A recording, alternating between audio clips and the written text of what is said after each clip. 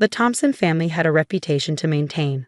Old money, social connections, and impeccable taste were the pillars upon which Margaret Thompson built her identity. So when her only son David fell in love with me, a seemingly ordinary kindergarten teacher from a town no one in their circle had heard of, she made her disapproval crystal clear. "She seems nice," Margaret had said after our first meeting, the word nice carrying the weight of profound disappointment. "But honestly, David, what could you possibly have in common with someone so simple?" David defended me, of course. He loved that I was unpretentious and genuine, qualities in short supply among the social climbers he'd grown up around. But Margaret's campaign of subtle undermining continued for the 2 years we dated, reaching its peak when David proposed with his grandmother's ring. "Congratulations," Margaret had said coldly over the phone when David shared the news. "I suppose we'll need to start planning immediately. There's so much Sarah will need to learn about how things are done in our world." Our world. As if I were an alien visiting from another planet rather than someone born just 50 miles away. The wedding planning became Margaret's battlefield.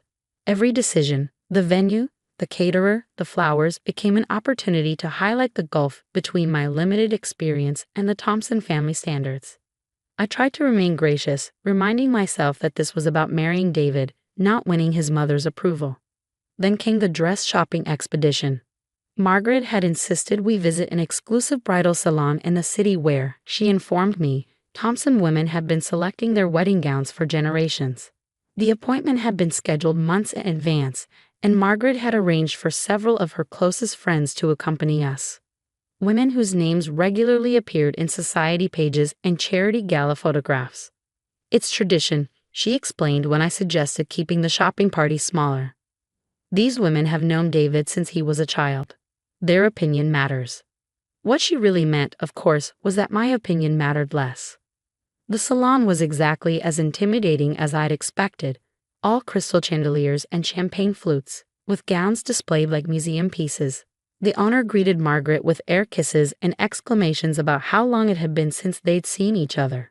"And this must be the bride," she said, examining me with a professional smile that didn't quite reach her eyes. "Yes, this is Sarah," Margaret replied. "We'll need something that flatters her figure, perhaps something with sleeves, and nothing too fashion-forward.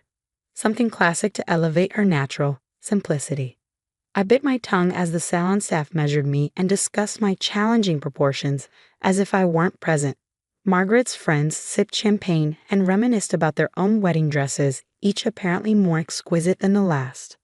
After trying on 7 different gowns, each met with subtle grimaces and whispered consultations among Margaret's committee, I was exhausted and close to tears. "Perhaps we should continue another day," the salon owner suggested delicately. "Finding the perfect gown can be a process." That's when my phone rang. It was my mother. "Sarah, honey, I know you're busy with the Thompson dress shopping today, but I wanted to let you know that package we discussed arrived. It's even more beautiful than we hoped." I felt a wave of relief wash over me. "That's wonderful news, Mom. I'll stop by later to see it." When I ended the call, Margaret was watching me with narrow-eyed suspicion. "A package? Something for the wedding?" she asked. "Just something my mother wanted me to see," I replied vaguely. "Speaking of which, I should probably wrap up here. Thank you all for your time and input." Margaret looked affronted. "But we haven't found anything suitable yet. Sarah, this isn't like picking up something from a department store. A proper wedding gown requires time and consideration." "I understand," I said, summoning my kindergarten teacher patience. "And I appreciate everyone's help today.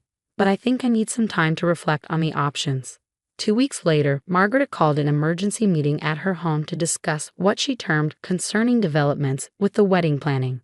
David and I arrived to find her in the sunroom, surrounded by wedding magazines and sample table settings.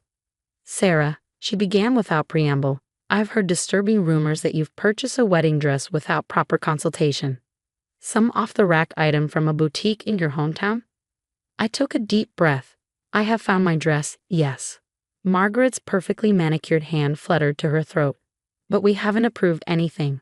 The salon was preparing a selection of appropriate options for our next appointment." "I appreciate that, but I found something I love."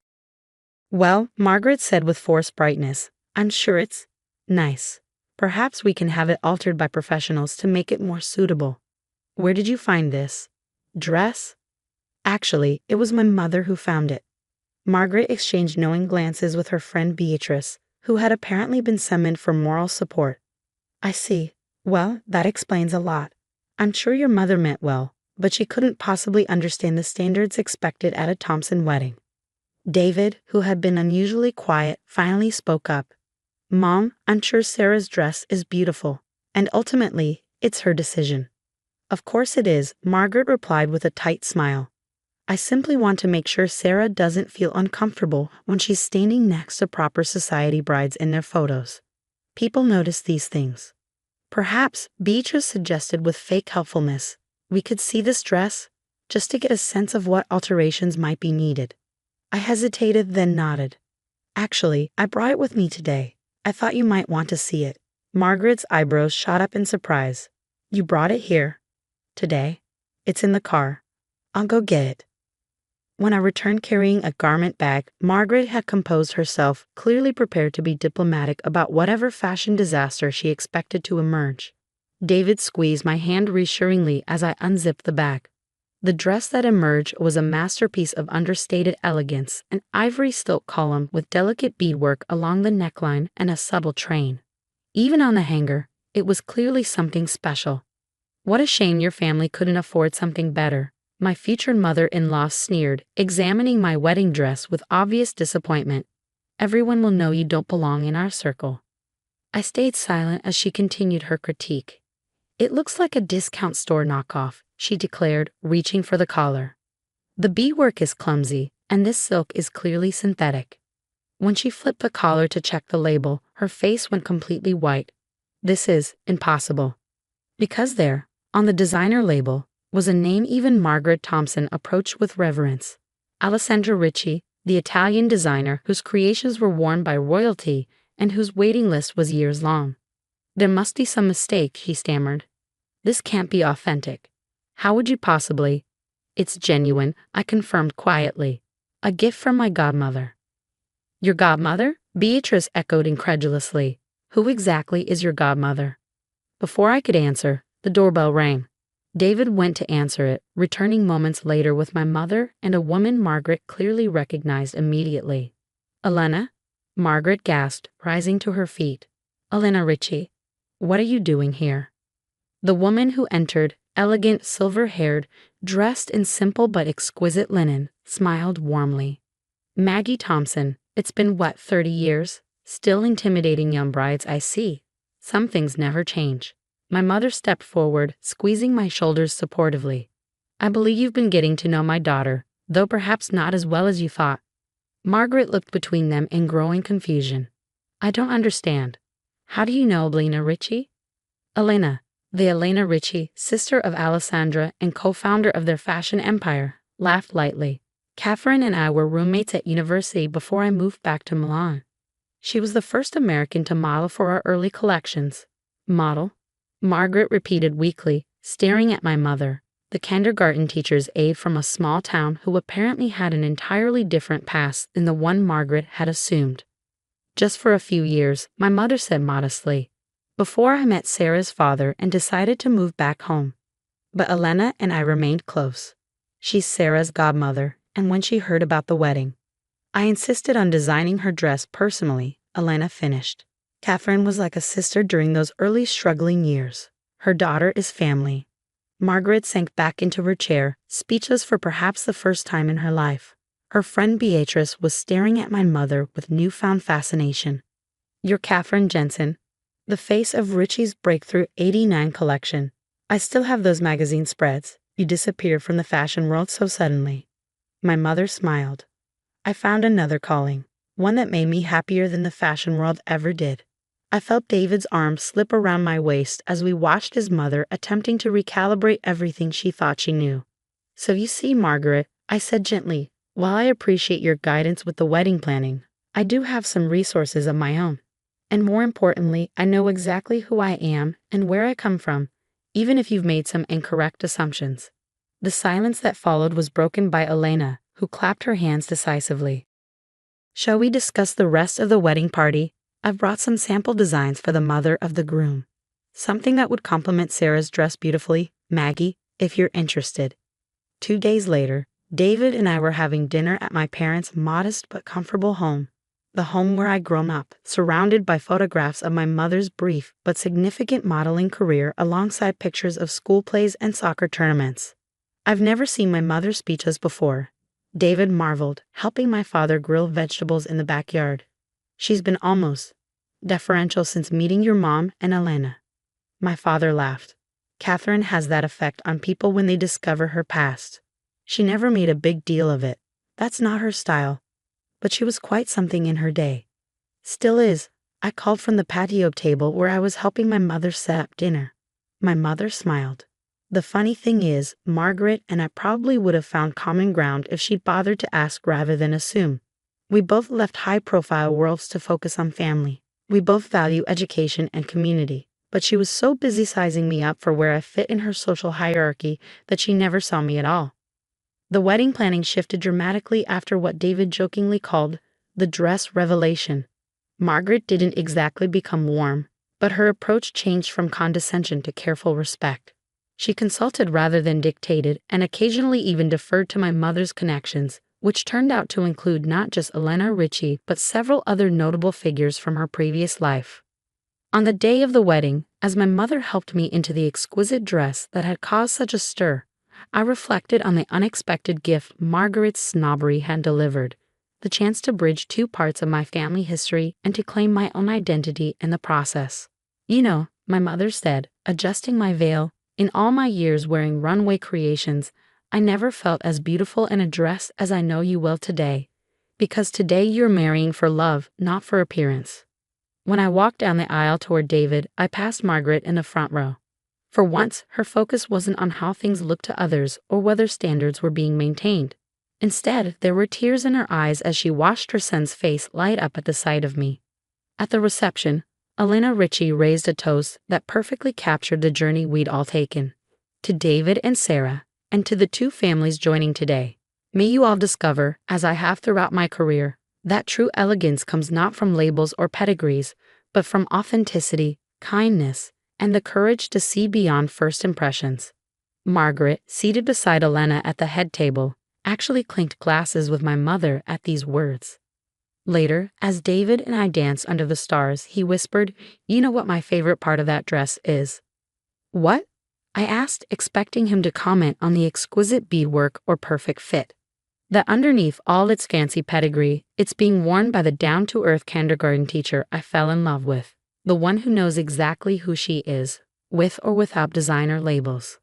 I kissed him, grateful for a partner who had seen me clearly from the beginning, something his mother was only now learning to do. 6 months after the wedding, Margaret invited my mother and me to tea at her home. The pretension that had characterized our earlier visits was noticeably absent as she led us to a sun-dappled patio rather than the formal drawing room. "I've been doing some thinking," she said, uncharacteristically hesitant, "about first impressions and hidden depths, about how we present ourselves to the world and what we choose to reveal." My mother and I exchanged surprised glances as Margaret continued. "Catherine, when we first met, I made assumptions based on your current life, never imagining your past experiences. I judged Sarah through the same limited lens." She paused, clearly finding this difficult. "The truth is, before I married into the Thompson family, my background was much closer to yours than anyone in my social circle knows. My father owned a hardware store. I worked as a sales clerk through college." This revelation stunned us both. Margaret Thompson, the arbiter of old money social standards, had reinvented herself just as thoroughly as my mother had, but in the opposite direction. When I met Philip Thompson, I was determined to fit into his world perfectly. I studied how the right people dressed, spoke, entertained. I erased every trace of my origins until I convinced even myself that I'd always belonged. She looked at me directly. "When David brought you home, Sarah, I didn't see a wonderful woman who made my son happy. I saw a reminder of everything I'd worked to distance myself from. I was terrified you might expose the fraud I sometimes still feel like." "Margaret," my mother said gently, "we all create different versions of ourselves throughout our lives. There's no shame in transformation. The shame," Margaret replied, "is in denying where we came from, in treating others as less worthy because of where we think they belong in some imaginary hierarchy." She reached across the table and, in an unprecedented gesture, covered my hand with hers. I hope you'll give me the chance to be a better mother-in-law than I've been so far, and perhaps a friend in time. As we drove home afterward, my mother and I tried to process this unexpected turn. Do you think she's sincere? I asked. Yes, my mother said thoughtfully. Recognition is a powerful thing. Sometimes people need to see themselves reflected in unexpected places before they can acknowledge their own truth. Like seeing a kindergarten teacher in an Alessandra Ricci original. My mother laughed. Exactly, but the dress didn't change who you are, Sarah. It just helped Margaret see past her own prejudice. And that, perhaps, was the greatest gift of all, not the designer dress or the social connections, but the reminder that our true worth has nothing to do with labels, whether they're sewn into a wedding gown or attached to a family name. A year later, when I discovered I was pregnant, Margaret was among the first people we told. Her eyes filled with tears as she hugged me, a genuine embrace without concern for appearances. This child, she said, will have the best of all worlds. Thompson determination, Jensen creativity, and parents who know the value of authenticity. As we left her home that evening, David squeezed my hand. Who would have thought a wedding dress could change so much? Not the dress, I corrected him, the willingness to look beyond it.